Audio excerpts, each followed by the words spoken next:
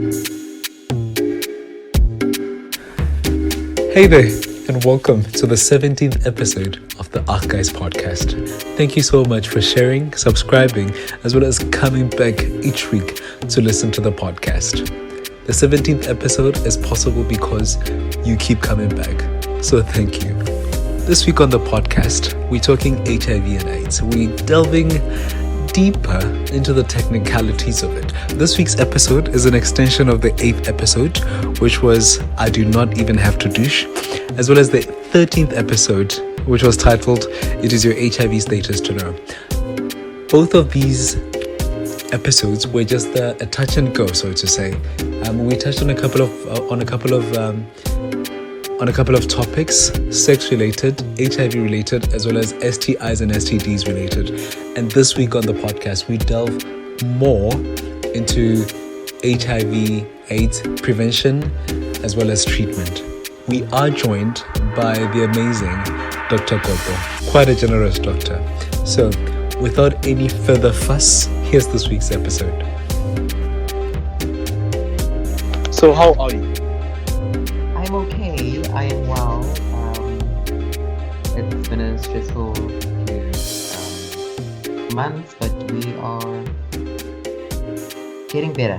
I think. I can only imagine. You guys as doctors are really at the forefront of everything. Yes. Sure. So, last time on the podcast when you came through, we touched a bit on STIs, STDs, and so forth, right? Mm-hmm. And I was really interested to find out exactly how it all plays out and within my body, and what's the rather acceptable reaction that's going to really be good for me, and how can I act? Should I be exposed and so forth? So today I just want us to talk a bit about the common STIs and STDs that are found in M2M males, and talk more about HIV and AIDS, just dismantle a couple of stereotypes and stigmas around it.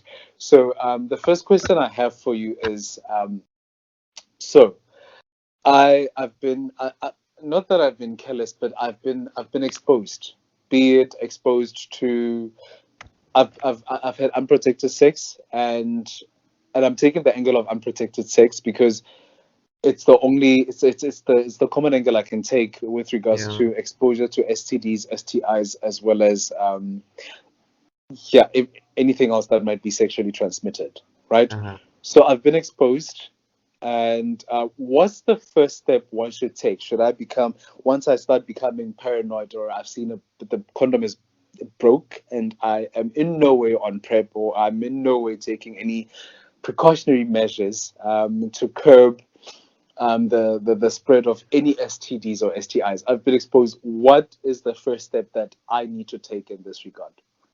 So the first step then becomes, depending on your circumstances, right? So one, you could either go to your local clinic and explain the situation and let them know that you would like to start, post-exposure prophylaxis. So usually we start people on, as commonly it would be called, PEP. So it's post-exposure prophylaxis, whereas you have already been exposed, so now we're taking medication to prevent you acquiring HIV. So that's the commonest, that's what most people would do. Otherwise, you can go to your GP and explain your situation to your GP, and they would then prescribe your post-exposure prophylaxis, which consists of a combination of drugs, basically, which are antiretroviral drugs to prevent you acquiring HIV. Now, important is that you need to get on treatment within the first 72 hours, because that's when it's most effective. After that, it becomes almost pointless, really. So that is mainly aimed at HIV. The others would be, the others you generally don't treat until the person presents. The other STIs we don't treat until the person actually presents with an infection. Okay, I want to pronounce the other name, but I can only get to pre-exposure. But the epsiode six something, that sounds very Spanish and very complicated to me. So What's you're the word? saying that the pre-exposure, that other word, Post-exposure. yeah, post-exposure, what's the other Prophylaxis. word? Oh, That one. I'm not coming. okay. But I see. It's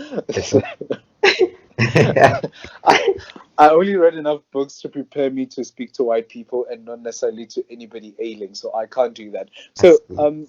I I heard see. you said that essentially the post-exposure treatment is Prophylaxis. just a Yeah. combination of medications, right? Or rather, medication of treatments that you Mhm, take within 72 hours. mhm. Yes. So, what happens after 72 hours?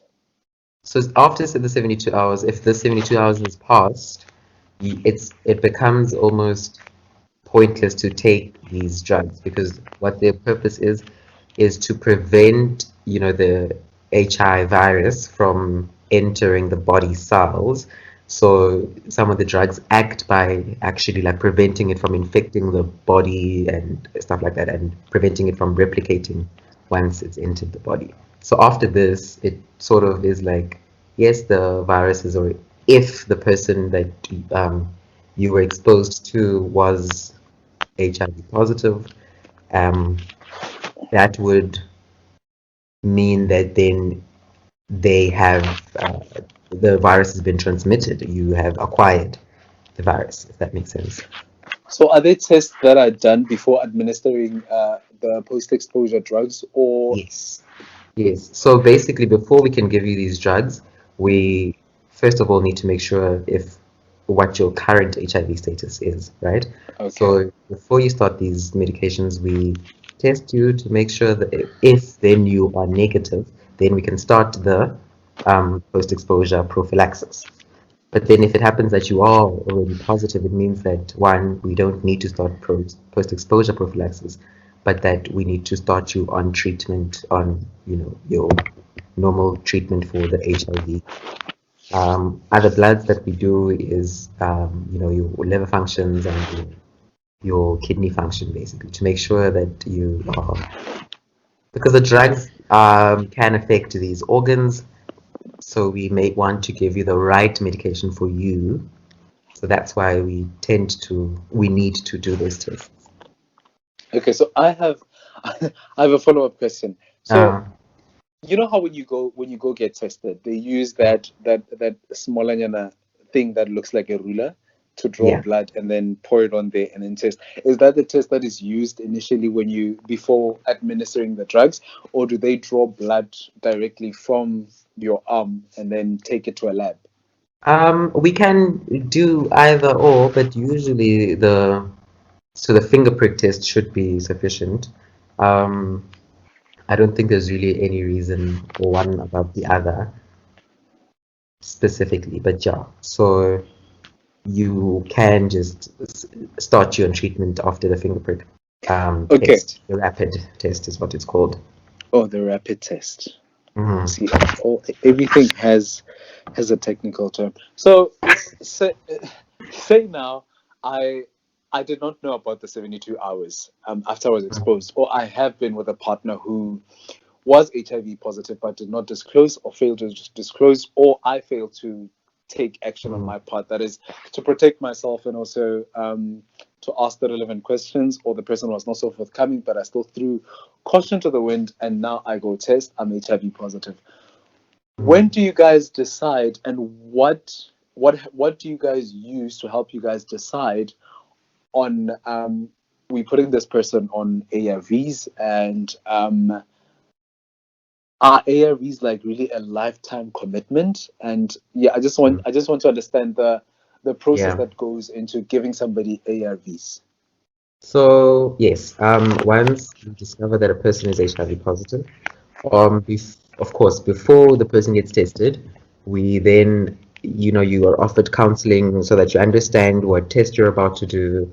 We would like that you um, get all the information before we get you tested, so that so that you understand what the results mean, what they look like, and what the different the steps to take afterwards, right? So what then happens is previously in our country, because HIV is our country has been very notorious previously in terms of the Yes. treatment of HIV and all of that stuff, right? So previously we had to wait until your CD4 count is almost zero before they could start you on treatment. We don't do that anymore. Wait, As soon as CD4 count at zero. Doesn't that mean I'm no, facing the grave? honestly, that was just me being. Okay. They Oh, used to you should start have warned me because overreacting is something sorry, I have a master's sorry, in. no, sorry. It's a, okay, so that Basically, was just an exaggeration. that was an exaggeration. Basically, they used Okay. to wait until the CD4 count drops below 200, or if you're pregnant, or if you start having your the other opportunistic infections. These are the infections that tend to come up more often after the person has a weakened immune system. So previously, they'd wait until um, you start developing these opportunistic infections, or your CD4 count drops at like low enough to start you on treatment. I think the value was 200 back then. Now we don't even wait for a CD4 count. We use it just as to guide the treatment and which medications to put you on to sort of help you adjust to the medication rather. So now, as soon as you have an HIV positive test, we put you on treatment. But this also depends on whether on like how. Okay, to explain this, I will say this, right? There are some situations where it is not feasible to start the person on treatment immediately, right? So, for Okay. instance, if this person we just diagnosed now, the person with HIV, and the person looks like they might have TB or they might have some or other illness, right? Mm-hmm. So we would rather start treating the other illnesses before we start you on the your HIV treatment, your antiretrovirals, because what then happens is if we start you on the antiretroviral medication, your immune system starts picking up, right? And once this Okay. happens, it badly attacks the other infection that was lingering in the body. Ne? Okay. So these opportunistic infections, commonly TB, they'll be chilling in your body, but your body cannot recognize the fact that you're sick. The body's sick. It cannot launch an immune response at that time to the other infections that are on board, right? Correct. So once we start you on the medication, the immune system is like awakened now, and it's like, oh my gosh, that's happening there. Let's attack. But at this point, it is dangerous for the body because the immune system just forms an outrageous response. Like it just attacks, and it can be more detrimental to the body than the actual HIV at this point, right? Hmm. So Okay. in this situation, we rather start you on the other medications, treat you for I think it's around 2 weeks. I could be wrong. Like we treat you for those infections, and then only add the antiretroviral drugs, so that once your immune system starts picking up, and it starts being aware that there's an infection happening somewhere else, it is not an exaggerated response to the infection. So those are the two scenarios that I've explained. Do you need me to say Mm-hmm. to explain it further? No, no, no. I No, I need to know what is a CD4 count because okay, great, first time I great think question. I came across a CD4 count, I just thought it was just compact disc number 4. I see. Yeah, yeah, I see. So And I thought great it's just question. some disc you Yeah, guys use to test things. So what is a CD4 count? great question, and I should have probably led with this because a lot of people don't even understand the meaning of a CD4 count, right? Mm-hmm. So the CD4 count looks at your CD4 cells. So these are the cells in your blood that form part of your immune system. These cells are often referred to as the soldiers of the body, right? Right. And what happens is HIV. infects these cells, right? And these cells start dying out once a person is infected with HIV, right? So what we do is we determine your CD4 count, and as we start your treatment, your CD4 count should rise because that means you're becoming healthier.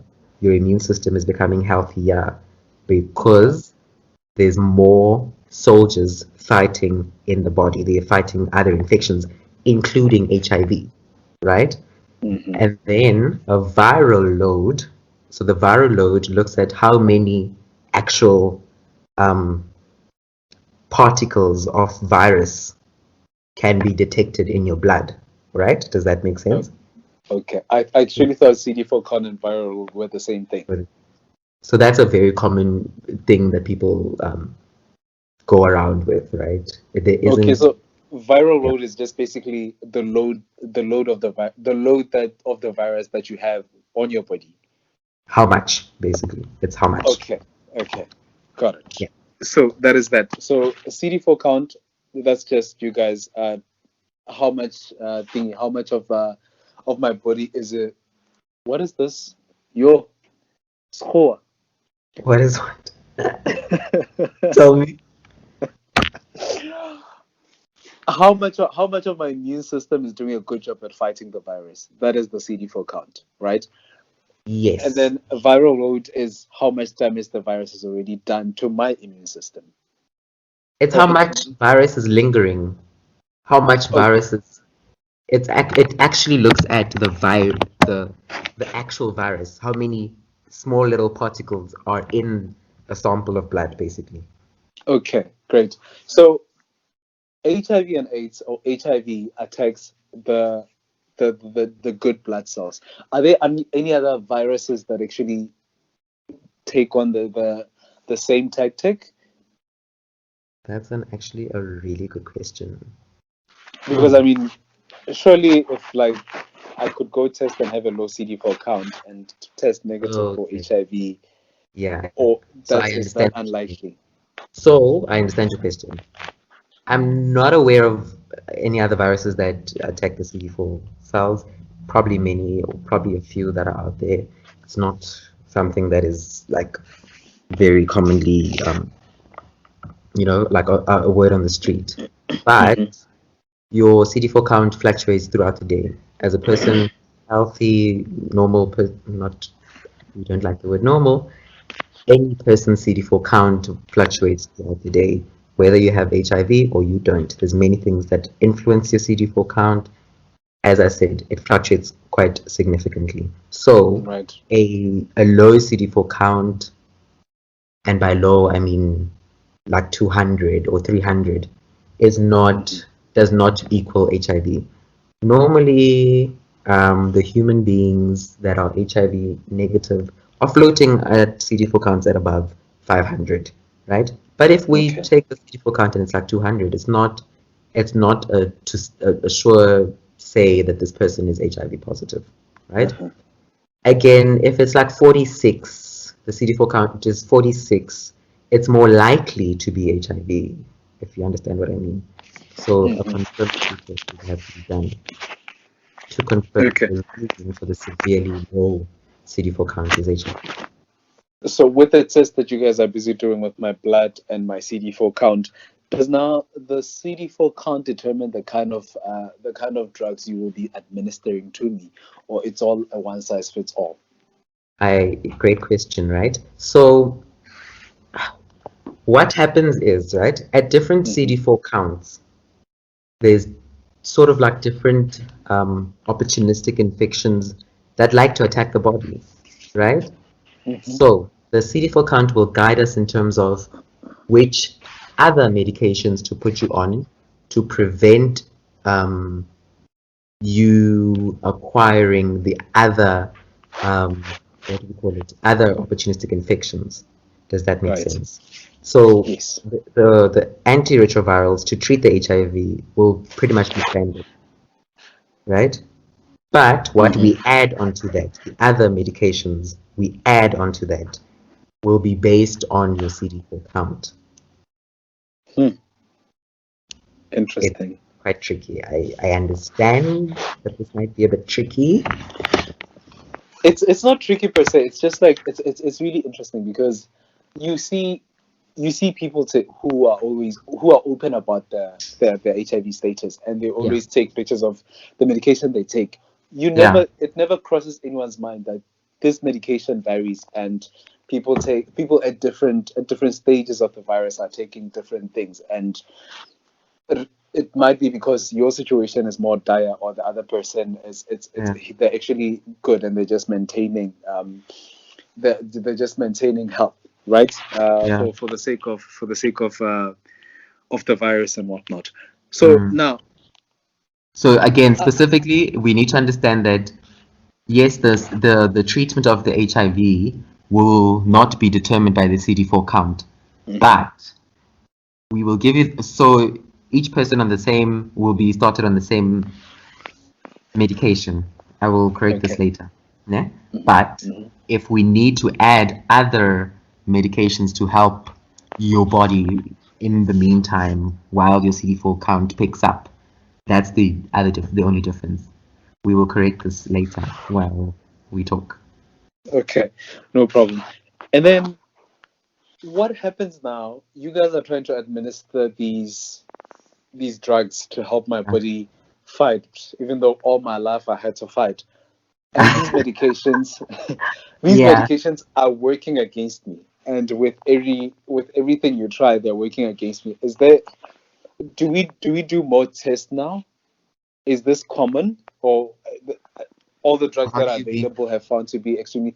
Because people react differently to Yeah. different components that are found within drugs, Okay. right? So, yeah, I think at this point, this is what I need to clarify what I Hmm. said previously, right? So, before we start you on medication, as I said, we need to take your bloods to see basically how your kidneys are doing, how your liver is doing, how your, the blood cells are doing, right? Hmm. Based on these factors, right, we will then address and adjust medications. For instance, if you, so amazingly, we are now on the one pill a day for the general population, right? For Oh, as okay, an antiretroviral, right? okay, But if a person has, kidney problems, they are unable to take this medication because we must remember that to treat HIV, oh, I need to backtrack. I need to backtrack. okay. That's okay. So basically, in the history of HIV treatment, right, Hmm. there's been many lessons that we've learned, and some of them were painful lessons because they cost the lives of people. Dif- People reacted differently, as you said, to different Yes. medications. Hmm. And that is because when treatment of HIV was coming out, we didn't really know much about what to do, right? Mm. So, for instance, AZT was given in very high doses. That's one of the antiretroviral drugs. Ne? It was given in Okay. very high doses because, hey, they found, I know Pose, Pose, they mentioned Yes. AZT, right? Hmm. Um, and therefore, a lot of people reacted to it, and some unfortunately died. But that was because of the side effects of it. So, what happens is AZT's most common side effect is that it causes anemia. So anemia means that the red blood cells, which are supposed to carry the oxygen and like help your body and stuff like that, Hmm. they started dropping. Like it started killing off those red blood cells, and it caused an anemia, and that's terrible, right? That was Hmm. AZT. Other drugs caused, your liver problems, the fat distribution was just nonsense. It just affected your, as I said, your fat distribution, and therefore predisposed people to heart disease and heart attacks and stuff like that. Terrible. Mm. You don't want that. So now the reason we give three different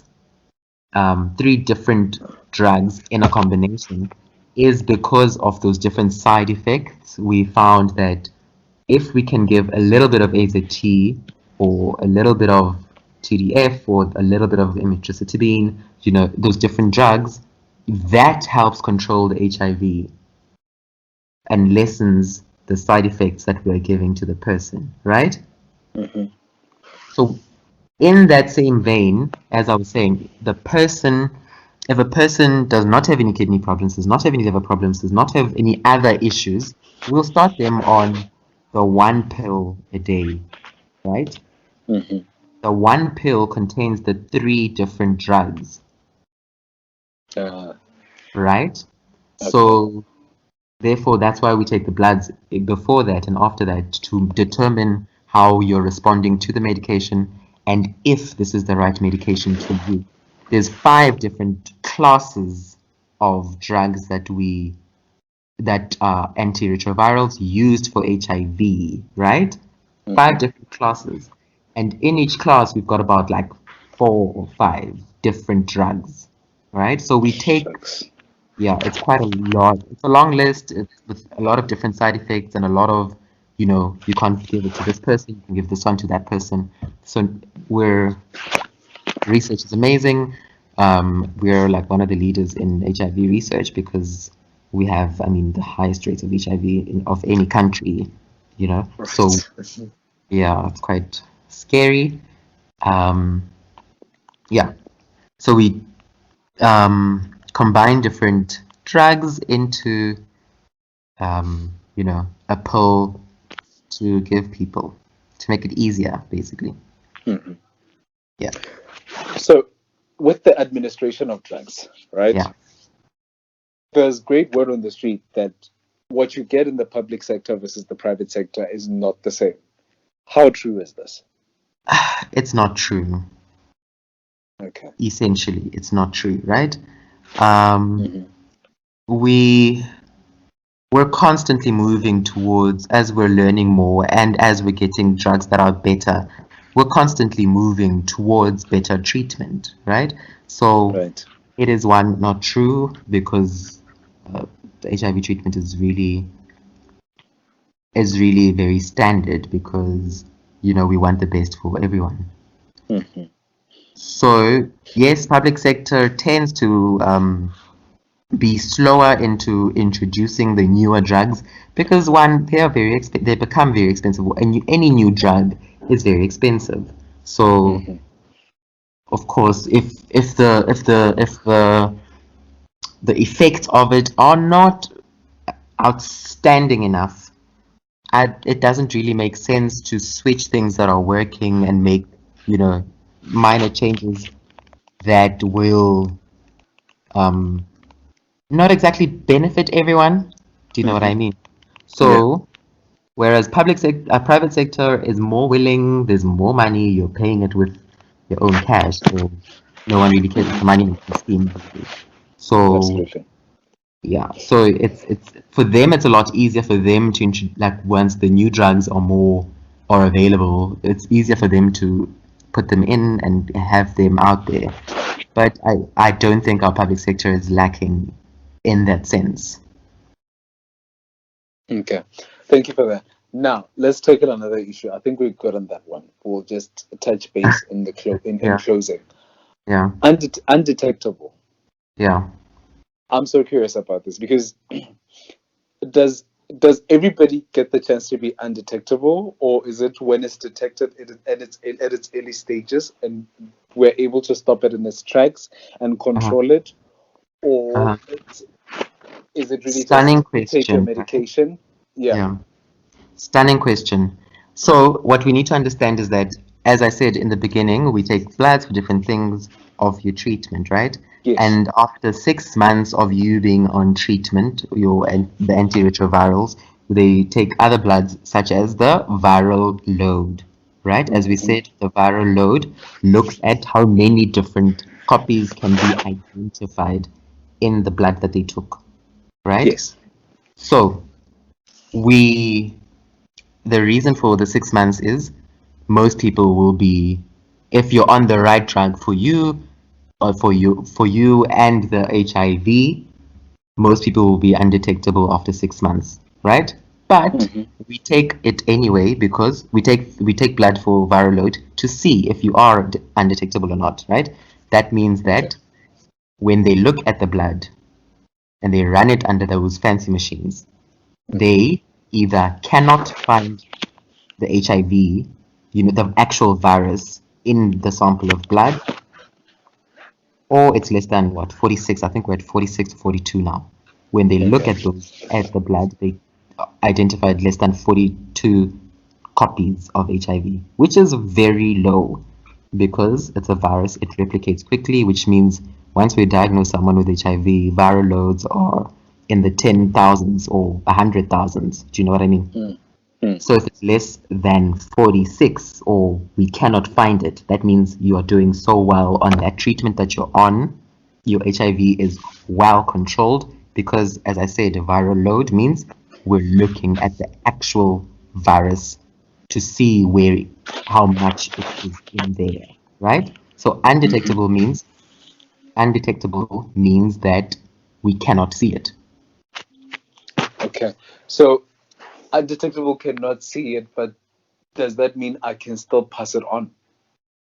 So it means you cannot pass it on because it's not in your blood, which means it's also not in your body fluids, which is the most common, your sexual body fluids. That's how most people, come into contact with HIV, right? So that means you cannot pass it on. So that's why the undetectable equals U equals U. Shit. What does that mean? Undetectable equals untransmittable. Yeah, untransmittable. Oh, okay. I just know that it looks like an emoji, and it's a great thing. It does, right? It does. Yes, it does. So now I'm undetectable. Do I stop taking my ARVs? So you don't. What undetectable means is your HIV is being well controlled by the drugs. It means that if you were to stop, the HIV would come back and you'd start then being detectable. Okay, so now being diagnosed with HIV. Wait, what is the difference again between HIV and AIDS? So HIV, the human virus, right? That is the actual virus, the name of the virus that exists, right? Whereas AIDS is the acquired immunodeficiency syndrome, is a disease that you develop once you have untreated and advanced HIV infection. Okay. Does that make sense? That makes sense. So HIV is the actual virus that you can see, you can identify. Whereas AIDS is a bunch of illnesses that develop from the virus. Okay, no, that makes sense. So I'm undetectable now. I continue having unprotected sex, and please, we do not condone unprotected sex here in this house. I continue having unprotected sex. What common danger am I putting myself under in terms of my viral load and other viruses I might contract? So other STIs, of course, you might contract another STI, which, is not a great thing. There's also an idea that if you happen to meet someone whose HIV is resistant to the medication that you're taking, that could then mean that you are exposing yourself to their HIV, which is resistant to the medication, right? Which therefore means you would start being detectable again because your virus would then, the virus that you would have then acquired would then be able to evade basically the drugs that you're taking. This is wild because you just said if the HIV is resistant to the drugs I'm taking. What in the name of Black Jesus is that? Yeah, so I could be taking medication for my HIV and you'd be taking medication for a different level of like some Super Saiyan HIV that if don't it call gets it into me. Super Saiyan. The poor thing mutated. The poor thing mutated. So it happens, right? That's why we have to stick to the medication. you must take your medication every day, because what happens is, if for some reason you don't take your medication every day, your the other HI, it mutates quickly, which means that it's able to change its genetic material in a way that can evade the drugs. So if, for instance, let's say in a pool of 10, né, Mm-hmm. we have 10 little viruses chilling in that pool. We start you on antiretroviral drugs. In this pool, none of them are well controlled, né? Or rather, yeah, all of them are well controlled because you're taking your medication every day. If you don't Okay. take your medication every day, nine of them will still be fine, but there will be that one that is able to, to sense that, okay, these are the drugs that are my body's being exposed to. Therefore, I Mm-hmm. these are the drugs I'm being exposed to. Therefore, it's able then to change its genetic material so that it is not affected by the drugs that you then take. That's why we um, continuously test the viral load to make sure it's coming down. It also helps us determine if you're on the right medication for you, for the HIV infection, right? Mm-hmm. So therefore, if after the 6 months you're not um, lower than 1,000, your viral load is not lower than 1,000, we then have to investigate. Like, are you not taking your medication? Is the virus not responding to the medication? There's a bunch of other factors that could lead to that, right? Yeah. If the virus is not responding to the medication that you're taking every day, then that would mean that you are resistant to the first grade, first regimen of drugs. Therefore, we need to move you to the next regimen. That's how people then start changing into the other drugs, other regimens, other methods of other drugs, basically, of treating the HIV. Does that make This sense? is this is so interesting. So It is actually quite interesting. this sounds like huge lifestyle choices have to be made and adjustments have to be made. And is Yeah. it really necessary for me to change my alcohol intake and start eating like a rabbit? So maybe not like start eating like a rabbit, right? But Okay. so as you know, drugs, medications, when I say drugs, I mean medications, are affected Yes. by alcohol because alcohol is also a drug, right? So Hmm. alcohol A happy affects the drug. liver, enzymes, right? And stuff like that. So the alcohol could have an effect on the drugs. The drugs could have, an effect on the body as well. Alcohol has an effect on the body as well. So it's basically a concoction that is not favorable. Hmm. Okay. Okay. So This is healthy a lot to eating take and helps the process. immune Yes. system. Hmm. Healthy eating helps the immune system. A healthier lifestyle basically helps the immune system. We are aiming to have a good immune system in any case because we're trying to stay healthier longer. Hmm. Well, yeah, true. Some more than others, but yes. I personally believe the percentage on each alcohol bottle, it represents the amount of serotonin in there. So Oh, yeah. bottoms up. Bottoms Now up. let's Yeah. move to the last segment of this conversation. And thank you so much for your contribution. It's really amazing. I'm learning so much. And I feel before we like in I've said closing, so much, and I feel like it has not like it's very difficult for me to gauge if people will understand what I'm saying or like if I need to explain it more. Like, oh, no, if you need to explain it more, it's okay. You can always come back. Our doors are open. We'll call you again, and we'll okay. just do what we do. Work within your schedule because you're very important, Mm, multi-talented. But um, prep. What is okay. prep? So, pre-exposure prophylaxis, right? So the idea is we're Oh, taking wait. There's post-exposure who? prophylaxis. Yeah. Prophylaxis, and then there's pre-exposure prophylaxis. Yes. So Oh, the exposure fantastic. that we're talking about is you encountering the actual HIV virus, right? So pre means before and Yeah. post means after.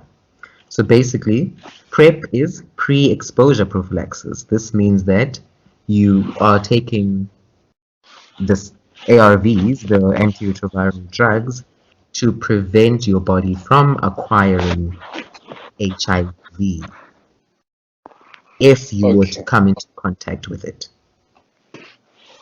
So I used to think this drug was only for gay people. I don't know why, and I don't know Any how I person, made that conclusion. But I no. always thought that was the case, and I recently learned that is not the case. So Yeah, I need to be HIV negative to take this drug, right? this is true. Yes.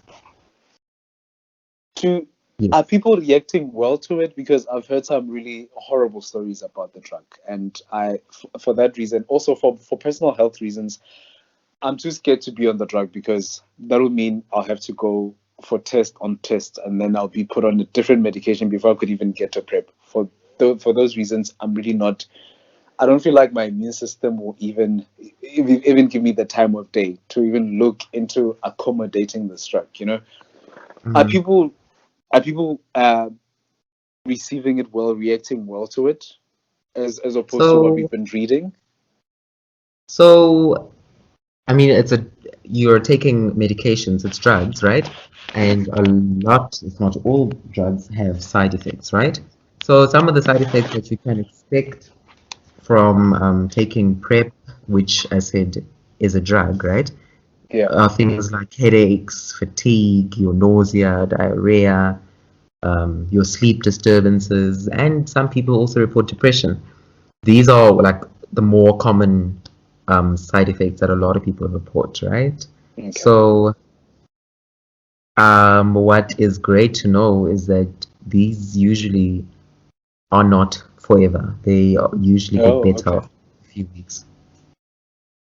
Oh, because I actually thought they were permanent, and No, I so don't already. I feel like living is too permanent for my liking, and oh, imagine now. But here we are. I luckily mean, here, it's not permanent. but here we are trying. Here we are living. So We're now, trying.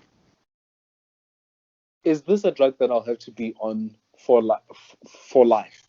And how often will I have to take it per day? Is it administered per day? Can I have it as an injection to carry me through like a week? Does it work like a loop, like to prevent pregnancies? Can I Yeah, have it as a patch, or is it only administered through my mouth? stunning question, right?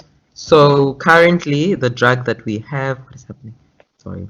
Currently, the drug that we have is, the Truvada, which or some other generics that will be coming out soon. Truvada is a combination of two antiretroviral drugs into like one pill. So yes, this pill is a pill that you take by the mouth. You take it once a day. That's what we're at currently. But Okay. recently, there's been a study whose results were announced very recently, actually. And this study basically looked at using a injectable um, medication as PrEP, right? An injectable antiviral, Okay. basically, Okay. right? Hmm. And this one you take over 2 months. I mean, every 2 months rather, instead of every Mm, day. And okay. as such, right, this is a very new study actually, like in the last few months. As such, the study found that so of the total number of participants, right, Hmm. those that went on to develop HIV infection, despite them being on pre-exposure prophylaxis, the Yeah. numbers were higher for the people that were taking the oral medication instead of Yeah. Exactly. the injectable one, right? Again, that's human error most of the time is a factor. The fact like we forget Wait, these sometimes people got paid to do this, right? Because I mean, I'm not just going to be like a what is it called, a guinea pig a guinea pig. So for something to have permanent, and and then the next thing you guys yeah, tell me is as geese. So What? that's a stunning question, right? So it's not a thing of these people were being given HIV. No. So Also, the they just give study you was the saying, pill and go live your life, fetch your life. basically, yes, basically the study was they picked participants that they considered to be high risk individuals, Okay. and a lot of those are black males who have sex with males. Those tend That to is so be cynical. So they just look at you and be like, "You look like you're gonna contract it in the next couple of weeks or so." And then, I mean, this is an well. exaggeration, but I get you. But yeah, the I feel like if you want statistics to be differ. approached, it would be like, I mean, Yeah, look, looking at your lineage and your skin tone, you look like you're yeah, about to catch it, be it a yeah. stray So or the a straight. statistics in America are that the black males who have sex with men typically have higher rates of HIV. The statistic is Hmm. not the same for South Africa. It's completely different here. Young girls are the ones who are getting more rates of HIV in South Africa. So yeah. Um, basically what happened is they picked the people who they considered to be at high risk of acquiring HIV, Yes. and these people were then given drugs to, prevent HIV infection if they came into contact with it, right? And therefore, Hmm. those that did come into contact and then acquired HIV, it was higher rates for the people that took the oral medication instead of the injection, right? Hmm. But also it's like 1% of the total number of people, which means that PrEP works in 99% of the people. It helps prevent HIV infection, which is absolutely amazing. So when I take when say I'm being put on prep, obviously the standard procedure is that you get tested first, and then Mhm. once it comes out negative, is there like a waiting period where I have to take this pill for Not that I'm aware of. before it kicks in? So okay, Oh, so that's what it's you like mean. So, yes. okay. So we advocate for people to um, not have any unprotected sex within a month, So after a month, we tend to say that, um, if you were to come into contact with HIV, you should be safe. Mm. Okay, I take I'm take I understand that this is a pill that you have to take every day. Yeah. Okay, thank you for that. Now, in closing, there's a whole lot of stigma surrounding HIV and AIDS. To say that Mm, people need to people who are HIV positive have the the onus is on them to disclose their HIV status. Whereas I mm, feel like that is not entirely true because as consenting adults, if you're going to engage in intercourse, it's the mm. responsibility of both parties to take the necessary um, Precautions. preparation to Mm, prevent any transfer of anything or unnecessary exchange of bodily mm, fluids and so forth, right? And I just feel mm, like this builds into the stigma to say of HIV. And Moonchild says something interesting to say that the fear is not necessarily contracting the virus. The fear mm. is people knowing that you have the virus. Sure. What would you like to say in closing? Just said versus what you know and So, what you have seen taking place in and around hospitals or yeah. around the where you've been. So I work in areas where HIV infection is quite prevalent, right? So Hmm. my job is basically to be in a hospital. A lot of the times, people that are sick are in hospital. So Yes. obviously, I see more rates of HIV than the average person would, right? Hmm. So I am of the opinion that yes, stigma is still a big issue that we're dealing with. I am Right. also of the opinion that it has become a lot better than what it was previously. Hmm. I think our country has done well in terms of addressing HIV and the treatment thereof. We're doing Yes. good. We're at a much better rate. There's a lot of research out there that's going out, and it's absolutely amazing, right? We, as I said, the study results that found that the PrEP would injectable PrEP works, and it works better than the oral medication. That means that this drug will be made a bit more available soon. Do you know what I mean? Yeah. Which translates to lesser rates with better compliance as well. So I think we're doing better as a country. Stigma is still a problem, yes. And we need to keep safe. Okay. Thank you. Thank you so much for pulling through, and thank you so much for making time. And I stole an hour out of your time. And again, thank you so much for doing this. It's okay. Thank you so much for tuning into this week's episode, and I hope you learned a couple of things from this episode.